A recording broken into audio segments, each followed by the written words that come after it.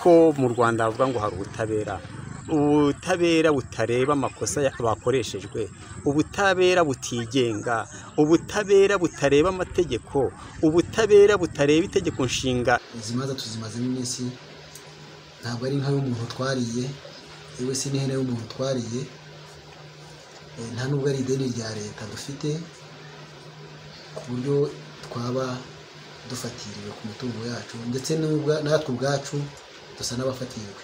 Kutugira impunzi mu gihugu, kutwambura imitungo yacu, tugasigara dusabiriza. Urubanza rwanjye njyewe sinkirushyiraho agaciro, ahubwo ndi gutegura abuzukuru bazamukaho nibo bazaruburana. Ibi ngibi bibeshya barusubika saa sita na nimugoroba, uko bwije n'uko bukeye bakarusubika. Nibahumure, abuzukuru banjye nibo bazaburana urubanza rwa Kangondo. Bakirengagiza amategeko, bakumvira barene mvuga nicyo gifi kirumbara hejuru y'imitungo yacu, gitegeka ubutabera ngo mugenze gutya, mukati buryo mukati bumoso, nabo bakumva. Uko tuvuga ngo never again, ni nako tugomba kuvuga ngo ntibizongera kubaho gusenyera umunyarwanda mu gihugu cye, mu murage we, ku butaka bwa gakondo yahawe n'umubyeyi cyangwa se azaraga n'abamukomokaho. Ntibizongera kubaho. Turacyamagana ubutabera bufata imyanzuro bukayifata mu mafuti, kuko ye nta mafuti rwose agaragarira n'umwana w'ikibondo.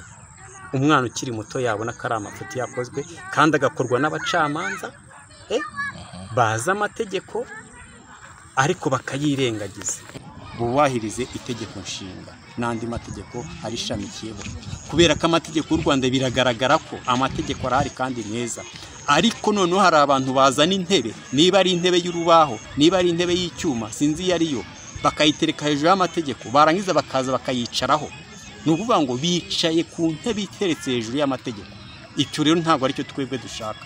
Amategeko najye hejuru y'ibintu byose, ukoze ikosa barebe ngo itegeko rivuga iki. Urumva tuzigera tubona ubutabera? Ubutabera ni bwemere bukurikiza amategeko. Niba budakurikije amategeko rero, twebwe dufite intware 3.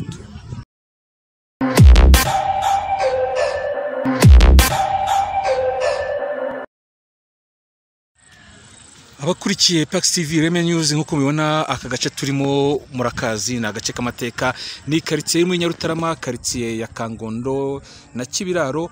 Aho hantu murahazi cyane, havuzwe kenshi, havugwa ku kuba abantu baho baragiye bavuga ngo akeneye ubutabera. Ni quartier yakunze kwitwa Banyahe, izina naryo rifite amateka yaryo yamaze igihe kirekire.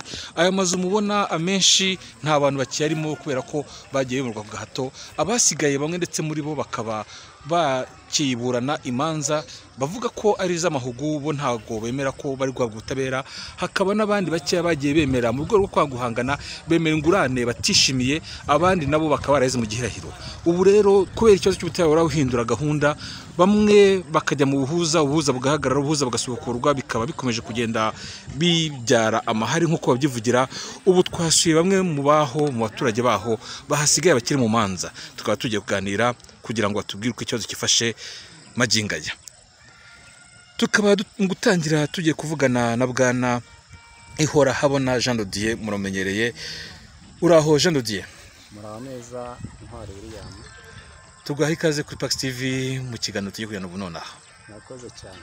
Ndabona ufite inyandiko nyinshi, izo mpapuro zose ziri amakashe n'ibindi binyuranye, nizerekeye iki?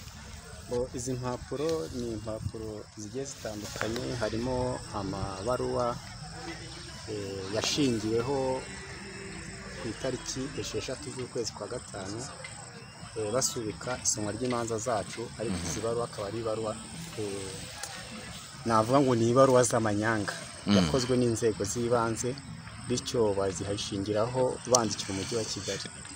Harimo n'izindi nyinshi, harimo izo uwo bitiriye ko ari wanditse ibaruwa nawe yandikira urukiko ababwira yuko batagomba kwakira icyifuzo cy'umujyi wa Kigali kubera ko bamubeshyira atari we wanditse iyo baruwa. Harimo n'izo yandikiye umujyi wa Kigali awubwira yuko ugomba gutesha agaciro ibaruwa akagari n'imidugudu byashingiyeho byandikira umujyi wa Kigali ko ari gushaka ubuhuza ibiganiro ngo ashaka inzu nini. Byose ni ukuvuga ngo ni ibintu bivuguruza iby'urukiko rwashingiyeho rubuza ubushishozi kuko ngenda bihamya ko nta bushishozi urukiko rwigeze rushyira muri iki kibazo kugira ngo rugishingireho rufata imyanzuro ibogamye. Hariho n'izindi mpapuro ziriho imyanzuro, ni amabwiriza Minisiteri y'Ubutegetsi bw'Igihugu ikiyoborwa na Kaboneka Francis, imigambi mibisha bari badufitiye iyi midugudu ko ari 3 mu rwego rwo kugira ngo batwambure imitungo yacu ku gitugu n'agahato, batugira abatindi, ni ukuvuga ngo ni imigambi mibi. Iyo uyisesenguye neza usanga harimo ubujura, usanga harimo gukenesha, usanga harimo kwambura umuturage uburenganzira ku mutungo. Ni ukuvuga ngo rero izi mpapuro ni impapuro nyinshi zitandukanye, ariko ibyo byo bijyanye n'ibya Minisiteri y'Ubutegetsi bw'Igihugu byateguwe na Kaboneka akiri minisitiri. Ibyo tuzabifatira igihe tubereke ubugome bari bashingiyeho. Iyo Imana yo mu ijuru itaturengera ngo idutabare, bari baturangije imitungo yacu bayambuye neza burundu igiye mu maboko yabo, bityo twebwe tukabasabirizi. Iyo migambi mibisha rero ikaba yari ishingiye ibintu byinshi, twagombaga kwimurwa nk'amatungo ndetse na buri gihe naho badushyize, kimwe nuko nahara mu Busanza bari kuzahatwimura igihe cyose bashakiye bakatujyana aho bashaka. Rero uyu munsi numva twavuga ku bijyanye n'ubutabera, iby'aya mabwiriza n'amasezerano Kaboneka yari yarateguye tuzabishakira igihe. None ku bijyanye n'ubutabera, ese dosiye zanyu, urubanza rwanyu rugeze he? Urabivuga mu ncamake. Mperuka mutangira urubanza mu mwaka wa 2019 n'umunani na 2018 nibwo twatangiye kujya mu manza. Mu ncamake itarengeje iminota 2-3 uributsa abantu kuva 2018 hari Rusororo, ndibuka niho mwahereye, nari mpari icyo gihe muri benshi muri sare, ndetse bagashyira umuroko defense imbere aho urukiko rwabaga rwicaye kugira ngo abuze abantu gusakuza no gusahinda. Icyo gihe nubwo amafoto nafashe nkakiyabona, ariko nari mpari. Ese kuva icyo gihe kugeza umunsi urubanza byifashe biti? Kuva icyo gihe 2018 twari abaturage bajya kuri 511. Icyo gihe twari twareze, noneho urukiko icyo gihe rushingira ku ngingo zigera kuri 3, nazo zari ingingo zo gushyigikira leta umujyi wa Kigali mu mafuti wadukoreyeho kutwambura imitungo. Icyo gihe bavuga yuko ngo twareze, ngo turi hamwe dutanga igarama rimwe, ngo ntitwatakambiye, ngo twasimbutse inzego mu gutakamba, ndetse banagaragaza yuko tudasangiye inyungu muri zo. Bashingiye kuri izo ngingo rero icyo gihe urubanza ntabwo rwakiriwe.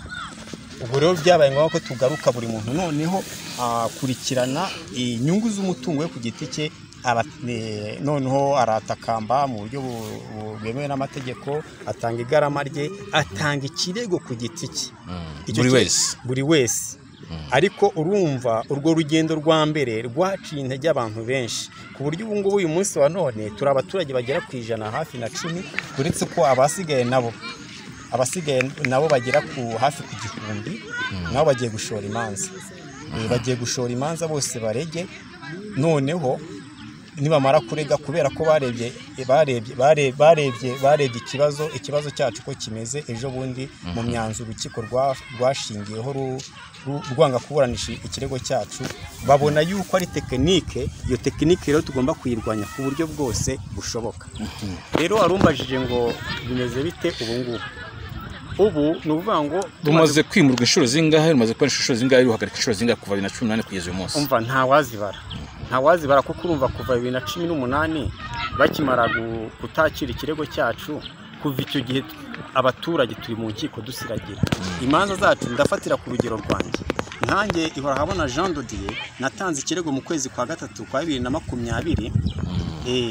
Bakimara kunsenyera nahise ntanga ikirego cyakirwa mu kwa 6 2020. Ubwo kimaze kwakirwa bampa mu kwa 9 kwa 2020, itariki igeze baragisubika banshyira mu kwa 10. Mu kwa 10 hageze ngiye kuburana n'ubundi baragisubika banshyira mu kwa mbere hageze ndaburana integura rubanza. Icyo gihe urukiko mu rwego rwo gufata umwanzuro ruravuga ngo naregeye ngo urukiko ngo rutafite rufite ngo ubushobozi bwo gukuranisha icyo kirego, ngo ariko ngo kubera ko icyo gihe naregeye urukiko rwisumbuye rwa Gasabo.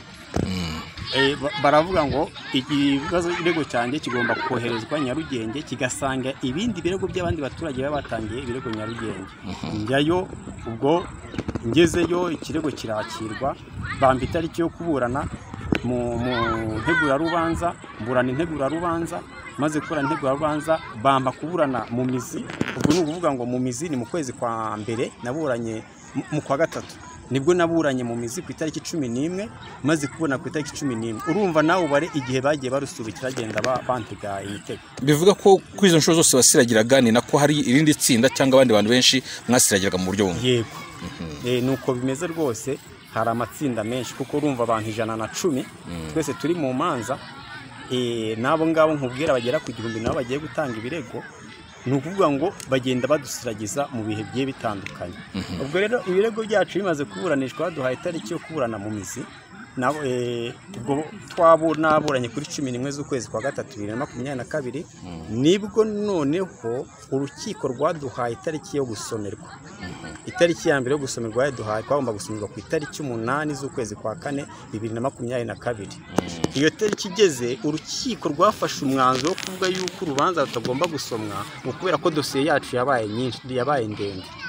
Ariko ubwo nirengagije kubwira uburyo twagiye mu buhuza mu gihe cyo gusomerwa, uburyo mbere yo kujya mu buhuza uwo munsi badufunze. Ni ukuvuga ngo ni amadetaye menshi, uzashakira umwanya nkaza nkabivuga byose. Ubwo ku itariki 8 z'ukwa 4 urubanza ntibarusoma, ariko bashingira ko ngo dosiye ngo ari ndende, ngo abaturage 22 twari twaravuye mu buhuza icyo gihe, ngo iyo dosiye rero kuko buri muntu agomba gukorerwa umwanzuro, kuko n'ubundi buri muntu agiye atanga ikirego cye ku giti cye. Ubwo kuri iyo tariki 8 z'ukwa 4 bararusubitse, barushyira ku itariki 6 z'ukwa 5, bahita bahuza n'itariki badufungiyeho, bavuga ko icyo gihe twari tugiye kuburana twambaye imipira y'icyatsi kibisi yanditseho Kangondo Ndikibararo Need Justice. Iyo mipira rero twari twarayiteguye kubera ko twari dusiragiye igihe kinini mu butabera, none tubona ubutabera tutari kububona, none biba ngombwa ko dukoresha ibimenyetso by'imipira. Ubwo iyo tariki rero 6 z'ukwezi kwa 5 babihuje, twahise twurira iminara miremire kugira ngo turebe ubutabera kuko niba ari ubutabera cyangwa ari ubutareba. Ubwo umunara muremure rero ejo bundi ku itariki 6 z'ukwa 5 nibwo twarebye koko tubona ubutareba bwo mu Rwanda, tubona uburyo bukoreshwa, tubona uburyo bugendera ku mabwiriza adafite ishingiro. Icyo bagendeyeho rero ni ibaruwa nakubwiye, akagari n'umudugudu byatekanitse, noneho bifata umuturage witwa Twagirayezu Felix n'umugore we Uwamahoro Clementine. Uyu ni umuryango umwe, umugore n'umugabo, ariko bari gutandukana. Ni ukuvuga ngo bari gutandukana, dore ngiyi ibaruwa yo gutandukana kwabo yasinyiwe imbere ya noteri. Iyo baruwa rero noneho bafata uwo muturage bamufatira mu ntege nke ziwe. Afashwe nande? Ni n'abayobozi b'inzego z'ibanze, umudugudu n'akagari. Bamwandikirira abaruwa, barayitegura, banije kuyitegura bahita bayoherereza umujyi wa Kigali, ariko baramufashe baramuhamagara bamusinyisha ku ngufu, nawe ubwe azabisobanura kandi yanabisobanura ahantu henshi hagiye hatandukanye. Iyi ni ibaruwa y'ubutandukane yo kwa noteri. Ntabwo rero mwamuri gutandukana iyo murangiza mujye gufata inzu, n'izo mwari mufite mwameze nk'abazigabanya, none ujye gufata inzu. Urumva ni ibintu rwose bihabanye. Mufata inzu nk'umuryango uri hamwe. Nuko ubwo noneho urukiko, ubuyobozi bw'ibanze, akagari n'umudugudu bamaze gutekinika kuri iyi baruwa, ariko urumva nta hantu byari byavuye mu nzego nyine zifite akaboko gakomeye muri uno mutungo wacu, muri bamwe mu bayobozi bafite akaboko gakomeye. Ngiye nkunda kuvuga ko ari igifi kinini kirumbara hejuru y'imitungo yacu. Ni nka barene, kuko barene ishinzwe gutungwa n'andi mafi. Noneho bakoresha abo bayobozi bagwa mu ikosa byo gusingirisha umuntu ku ngufu atabyemera. Noneho urukiko narwo, umujyi wa Kigali umaze kubona ibaruwa, umujyi wayishingiyeho wandikira urukiko umujyi ubwira urukiko ko ngo hari abaturage batangiye kwandika amabaruwa basaba yuko ngo bajya mu mishyikirano ngo bagahabwa inzu zisumbuyeho, kandi mu by'ukuri nta muntu wigeze arega asaba ingurane y'inzu cyangwa se inzu yisumbuyeho, ariko batekenetse muri ubwo buryo. Umujyi umaze kwandikira urukiko rubura ubushishozi, ntirwareba ngo se uyu muntu twandikiye koko iyi baruwa ifite ishingiro, ese ibaruwa idafite amasezerano yo ibaho?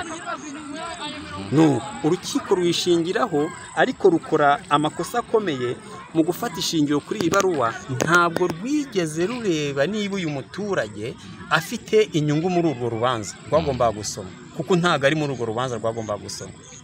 Ni umuturage ari mu zindi manza zizasomwa mu gihe kizaza, kuko twebwe turi abaturage tudakeneye kujya mu buhuza, kuko ubuhuza twabuvuyemo. Nta nubwo dukeneye ibiganiro, kuko ibiganiro byamaze amezi 5 nta shingiro byigeze bifata. Ubwo rero urukiko ntirwagira ubushishozi ngo burebe kuri icyo kintu, bufata umwanzuro wishingiye kuri uwo muturage utari mu kirego cyacu. Uri kumva?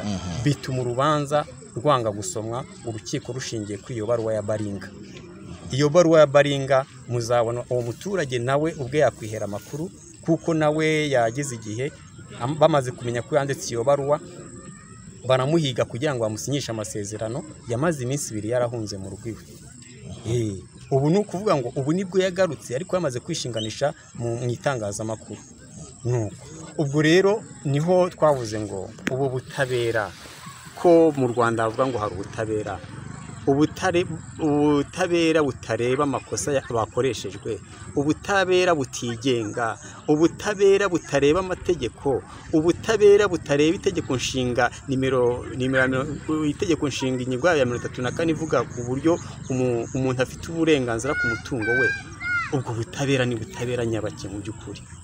Rero kugeza uyu mwanya nyuma yo gusiragira cyane mu nkiko, kandi n'ubu tugisiragira, ubu ngubu turacyakomeje, ariko ubu turi kwamagana, turacyamagana ubutabera bufata imyanzuro bukayifata mu mafuti, kuko ye ni amafuti rwose agaragarira n'umwana w'ikibondo. Umwana ukiri muto yabona ko ari amafuti yakozwe, kandi agakorwa n'abacamanza bazi amategeko ariko bakayirengagiza. Rero ubutabera butareba amategeko rwose nibwo butabera. Ubu ngubu turi mu nzira zo kwamagana tukavugiriza induru. Ubutabera ni bwemere bukurikiza amategeko. Niba budakurikije amategeko rero, twebwe dufite intwaro 3 twababwiye tugomba gukoresha. Tuzakoresha intwaro yo gusenga, dukoreshe intwaro yo gusaba ko amategeko yubahirizwa, dukoreshe n'intwaro yo kuvuza induru. Twavugije induru n'akaboko kamwe, ubu igihe kirageze ngo dukoreshe amaboko 2, tuvuze induru n'amaboko 2, bityo n'amahanga u Rwanda ruvuga yuko ari igihugu cyubahiriza uburenganzira bwa muntu, ari igihugu kirimo ubutabera, nabo babone ko nta butabera buhari. None se niba utaha umwene gihugu ubutabera, uzaba umunyamahanga? Rero niba u Rwanda ari igihugu gifite isuku nk'uko bigaragara, nikibe n'igihugu gifite ubutabera, ku buryo buri muntu wese avuga ubutabera mu gihugu cy'u Rwanda. None ubu ngubu ni ukuvuga ngo mu gihe cyose tutarabona ubutabera tuzakomeza kuvuza induru. Ntago duteze guceceka, sibyo? Ntago duteze guceceka, kuko ari naho nakubwiye tugomba gushaka umwanya tukabaha ikiganiro kuri aya mabwiriza kaboneka ari yateguye areba iyi Kangondo.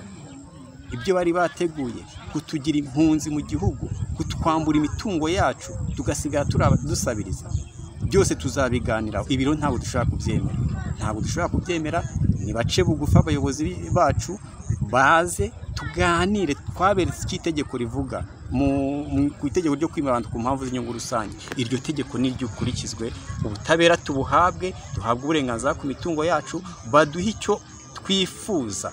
Barashaka ubutaka bwacu hegitari 26 nizo bashaka, bazubakaho amapatimenti 600. Ayo mapatimenti ni ayabo, ntago ari ayacu. Niba zinjiriza, niba azababeshabesheho n'imiryango yabo, ntago azabeshaho imiryango yacu. Kuki bashaka kwikungahaza mu mitungo yacu, mu bitaka bwacu? Twebwe baradukenesheje, baratugize abasabirizi. Kubera iki? Ntabwo bigeze bagira uruhare muri iyi mitungo twari dufite. rero nibaduha uburenganzira twemererwa n'amategeko duhabwa icyo twifuza nabo baze babyaza inyungu ubutaka bwacu ariko natwe baduhaye icyo twifuza twajya aho dushaka bubahirize itegeko nshinga n'andi mategeko arishamikiyeho kubera ko amategeko y'u Rwanda biragaragara ko amategeko arahari kandi meza ariko noneho hari abantu bazana intebe niba ari intebe y'urubaho niba ari intebe y'icyuma sinzi iyo ariyo bakayitereka hejuru y'amategeko barangiza bakaza bakayicaraho ni ukuvuga ngo bicaye ku ntebe iteretse hejuru y'amategeko icyo rero ntabwo aricyo twebwe dushaka amategeko najye hejuru y'ibintu byose ukoze ikosa barebe ngo itegeko rivuga iki maryize ryubahirizwe icyo nicyo twererwa reba abaturage ba Kangondo turimo turifuza.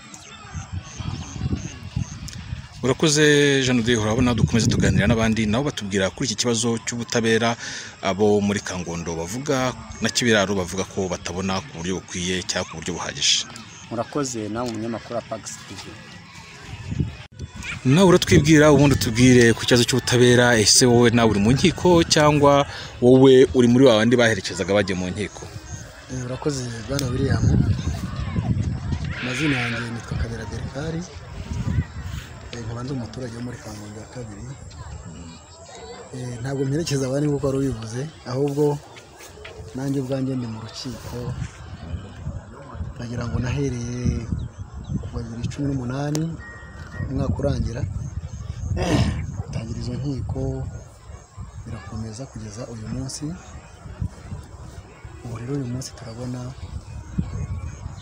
inkiko z'u Rwanda zarabaye ikibazo gikomeye cyane aho umuntu akaburana umutungo wiwe rero tukaberega twahereye Gasabo ntibishoboka mu gihe Nyarugenge tugiyeyo ndetse ku itariki 3 z'ukwa gatanu 2021 nibuka ko nanjye nari ndi mu bagabo bafunzwe bageze kuri 10 na bangahe. Umunsi tubona twawusimbutse twambitswe amapingu mu by'ukuri ko ari kurwanira ibyacu. Uri mu bafunzwe kiyagiye bambaye imipira y'icyatsi? Nanjye ndimo kuko nari kwisonga mu bahigwa. Kuva uwo munsi rero kugeza iki gihe twagiye mu buhuza nabwo tubona nk'ubwakerereje bwari nabufashe mu buryo bwo kukereza urubanza ndetse no gutinda kugira ngo igihe cyabo cyo kutunaniza kibonyemo nko kutunaniza kuko n'ubundi ubwo buhuza bwarangiye nta kintu bitanze. Ubu ku itariki 14 nibwo twongeye gusubira ku rukiko. Ningewe wabimburiye abandi mu kumwe iryo buranishwa ry'izi imanza zisaga 100 zirenga. Niyo wabaye wa mbere kuri iyo tariki 14 kuburanishwa. Ubwo rero nihuse byageze aho badushyiraho ku itariki 8 z'ukwa 4 barasubika urubanza. Ejo bundi ku itariki 8 na 6 z'ukwa 5 nabwo twari dutegereje isomero ry'urubanza rwacu. Urubanza nanone narwo rwarasubitswe rusubikwa ku buryo tutazi tukibaza ngo ese ni gute umujyi wa Kigali ko tuzi ku butabera bwigenga ni gute umujyi cyangwa se leta ariko mujye kuko umujyi n'ubundi ni leta leta yibanga mu by'inkiko kandi twebwe tuzi neza ko tubwira ntabwo kuvangirwa ntabwo kugira gute inkiko zizakora itegeko rya buri munsi cyangwa se baratubwiye ngo urubanza rwacu rurafunguye ariko kugeza uyu mwanya turacyafite icyizere. Ntabwo ko rupfundiwe cyangwa rupfundikiwe? Rwari rupfundikiye ko rwari rwararangiye.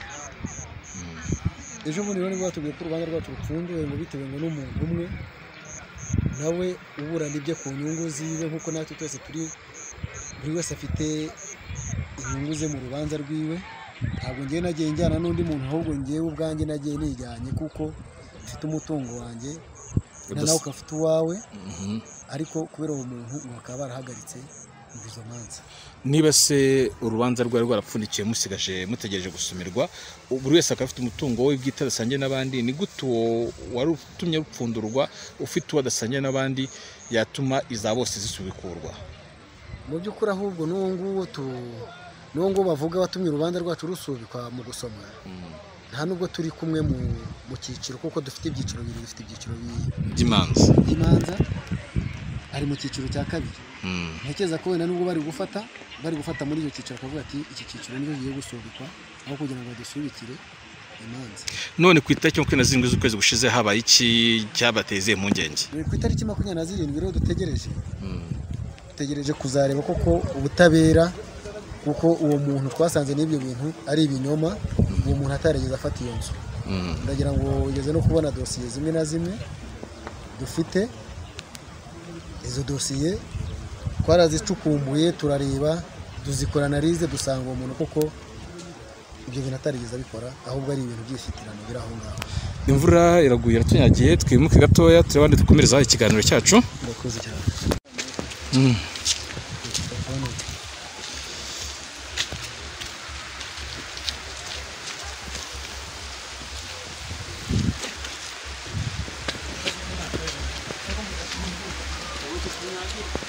Okay.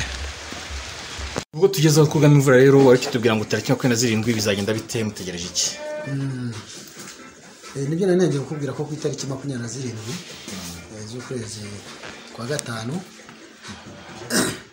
ndagira ngo urubanza rwari rwasubitswe nanone ku itariki hari nk'izo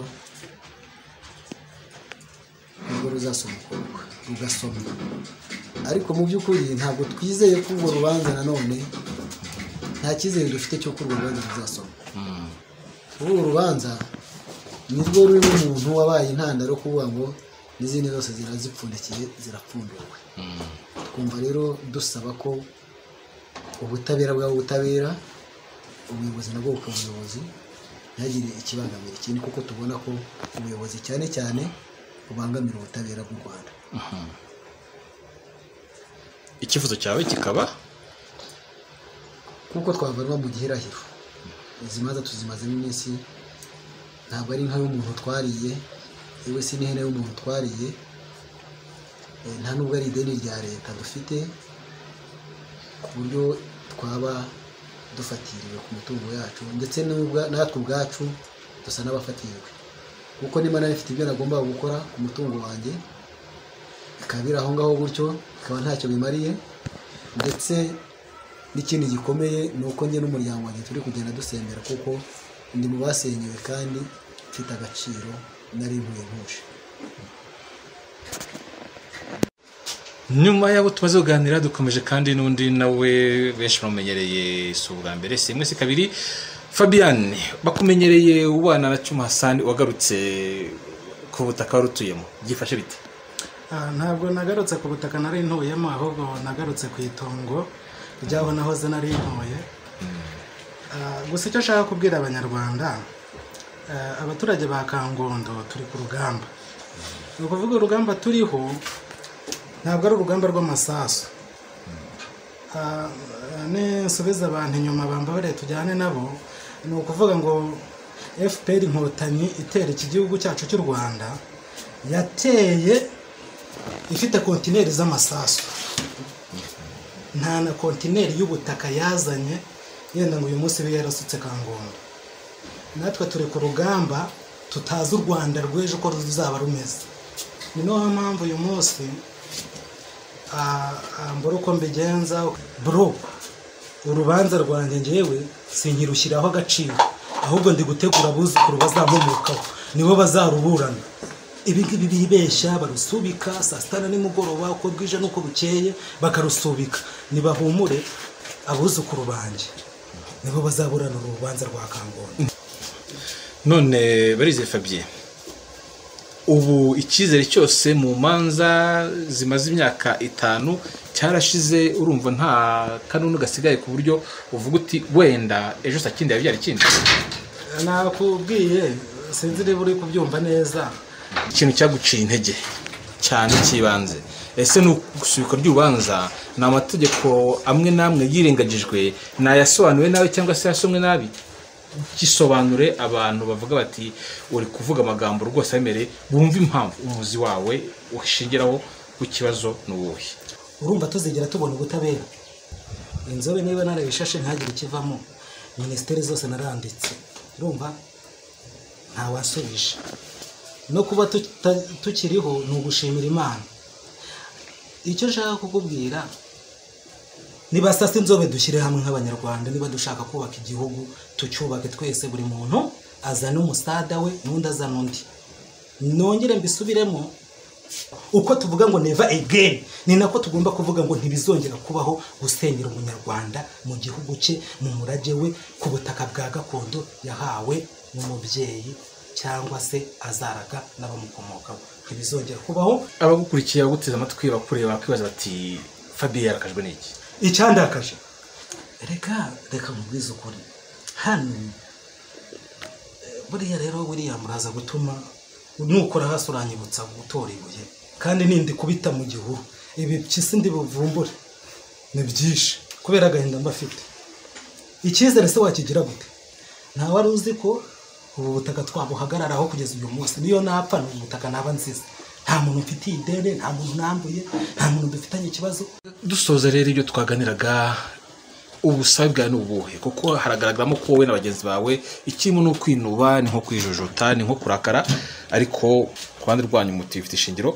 Ese ubusabe kugira ngo urwo rubanza rukomeje kugenda rwimurwa nk'uko mubivuga kandi rutari mu mucyo nk'uko mubisobanura ku bwinshi, icyifuzo cyawe, ubusabe bwawe na bagenzi bawe mu byumva kimwe n'ubuhe?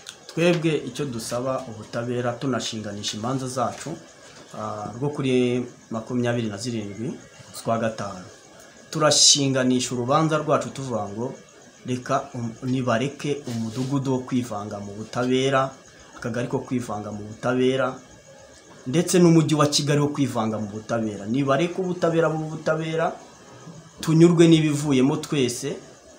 Aho ibingibi byo kuvanga umunsi wageze barabihagaritse, ntabwo tubishaka, nubwo aricyo cyifuzo twifuza. Ikindi kandi ni ubutabera butinze ntabwo aba ubutabera. Bareke kujya basubika baduha impamvu zidafatika, kuko twese twiteguye. Nje ku ruhande rwanjye kuri 27 nkaba naramaze gutegura imyenda, nkaba azajya kureba ku rukiko ibyavuyemo kandi bizavamo nzabyakirana yombi. Murakoze. Aho ntuvuze gutegura imyenda bakumva ryaba ry'icyatsi rigiye kugaruka? Ntabwo ari ibara ry'icyatsi. Ushaka kuvuga ko witeguye kuzaba uriyo? Niteguye kuzaba ndiyo mu gitondo, kugira ngo mbashe kuzareba icyo ubutabera bwaduteguriye ku rubanza rwacu twavuye. Ni nkaho wakavuze ngo ugomba kuzazinduka, uteganya kuzinduka ku buryo nta kizagucika mu iburanisha? Mu gusomerwa nta kizancika, nzakurikirana 5 kuri 5 bizakorwa n'ubucamanza, kuko turizeye izo ntambamyi zose niba zihagarika bakareka gukoreshwa n'umujyi wa Kigali n'umudugudu n'akagari nk'uko twayibonye mu manza z'abakuru bacu batambutse. Twebwe rwose icyo dushinganisha mu rubanza rwacu, kandi turizeye neza ko bizava mu rubanza tuzabyakirana yombi. Murakoze. Dutangira kuganira, natangiranye nawe Jean de Dieu. Nanone mu gusoza ndagira ngo aba ari wo dusoreza. Ese ko bakomeje kuvuga ngo akagari, umudugudu, umurenge bye kwivanga mu rubanza rwanyu, ese ikibazo cyanyu murabona kikiye ku rwego rw'akagari n'umurenge n'umudugudu cyangwa kirahandi? Nge nakunze kuvuga yuko ari igifi kinini kiburumbare ku mitungo yacu, ni bareni iramumbaraye ku mitungo yacu.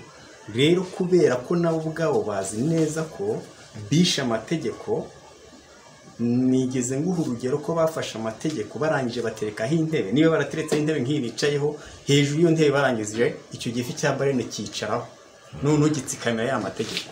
Kubera rero iyo mpamvu babonye ko amategeko bayirengagije, ubutabera burimo burakoreshwa, kandi bugakoreshwa n'inzego zitari zikwiye kubukoresha. Nk'ubu nk'urubanza rwo ku itariki 6 z'ukwa gatanu, ubutabera bwashingiye ku ibaruwa akagari n'umudugudu bakoze yatwagira Yezu Felix n'umugore we, noneho bayiha umujyi wa Kigali. Umujyi wa Kigali wandikira ubutabera buyishingiraho, bufata imyanzuro yo gusubika isomwa ry'urubanza rwacu. Ariko ndabasabye, ubutabera ni butabera bwe kubutareba. Ku itariki 27 z'uku kwezi kwa gatanu, hari abaturage bagera kuri 74 bagomba gusomerwa. n'uyu nguyu ubutabera bwafasheho urugero busubika ikirego cyacu yari ari muri urwo rubanza ruzasoma kuri 27 z'ukwa gatanu z'ukwezi kwa gatanu. Ubutabera babuhuma amaso ntibwabona umutego bwaguyemo, butuma tw'abaturage tubunyuzamo amaso, ari nayo mpamvu tuvuga ko ari ubutareba kubera ko butabonye icyo kintu. Kandi nyamara hari abadogiteri mu mategeko, ukibaza ni gute umuntu uyobora umudugudu, uyobora akagari, ayobora umudogiteri mu mategeko agahumwa amaso na baringa yibaruwa. Ese dogiteri yoboye urwo rubanza ururanisha yitwa Dr. Nde? Ubushize mu buhuza twari dufite dogiteri Nshimiyimana Didas, ku buryo no mu kuganira nawe yarambira ngo mu badogiteri 5 bari mu kino gihugu bafite dogitora mu mategeko, ashimira Imana ko ndimo. None ukibaza ukavuga ngo ni gute umuntu abantu b'abadogiteri mu mategeko babona ikirego kimeze nk'iki cy'abaturage ba Kangondo bagahumwa amaso n'umuyobozi w'umudugudu cyangwa akagari akabakubita ikibaruwa cya baringa kirimo umuturage utari muri urwo rubanza bakagishingira basubika urubanza. Noneho rero 27 z'ukwezi kwa gatanu amaso yose turayabahanze, tugiye kongera kureba uburyo ubutabera bugiye kongera gukorwa n'isoni mu baturage, tugiye kureba uburyo ubutabera n'ubundi bugiye kongera gukorwa n'isoni mu gufata imyanzuro idahwitse, bakirengagiza amategeko bakumvira barene mvuga nicyo gifi kirumbara hejuru y'imitungo yacu gitegeka ubutabera ngo mugenze gutya mukati buryo mukati bumoso, nabo bakumva birengagije amategeko. Rero ibyo warumbajije icyo abaturage barimo baravuga udushingiye 2018 kugeza kuri 27 z'uku kwezi, ni ukuvuga ngo abaturage ba Kangondo umva iyo myaka tumaze mu manza duharana uburenganzira bw'imitungo yacu yambuwe yashimuswe. Uyu munsi wa none akaba nta muturage ufite uburenganzira ku mutungo yishakiye, si impano yahawe, si leta yamufashije ngo atunge ibyo yari afite, ni amaboko ye yakoresheje, nkuko nabo bakoresha amaboko yabo bakaba bageze ku byo bariho. Natwe nibaduha amahoro ku byacu, noneho umuntu wese ahabwa uburenganzira ku mutungo we. Niba ushaka ubutaka bwacu ntabwo tukwanze kubuguha, ariko hari icyo amategeko avuga. Ese amategeko ko avuga ko umutungo w'umuntu ntavogerwa, ushatse kuvuga ko iyo bigeze kuri Kangondo ntavogerwa ivaho cyangwa ifite ukundi kuntu ihindurwamo gato? Urabona Kangondo, iyi Kangondo ubona ni imidugudu 3 isigaye hagati ya Nyarutarama na Gacuriro na Kibagabaga. Ni ukuvuga ngo ni ahantu hatuye abantu nyamara abo bantu batuye abenshi baba batuye mu nzu za Nyakatsi. Uyu munsi rero kubera ko bagize amahirwe bakagera ku nzu zikomeye, uyu munsi bari kureba wa wundi uri mu nzira y'ubukire njyabukire, bagashaka kugira ngo bamukinagaze abo musabirize. Nibatureke kuko none nibo ejo ni twebwe, bitwica none kuko batazi icyo tuzabakejo. Urakoze cyane. Turenganya uyu munsi kuko bataze ejo uri kuturenganya uko azabameze. Rero dushinganisha urubanza rwo kuri 24 z'ukwa gatanu, ubutabera bwe guhumwa amaso n'inzego zitafite uburenganzira, ubutabera bwe kubogamira ku bifi binini bishaka kuturiganya imitungo yacu.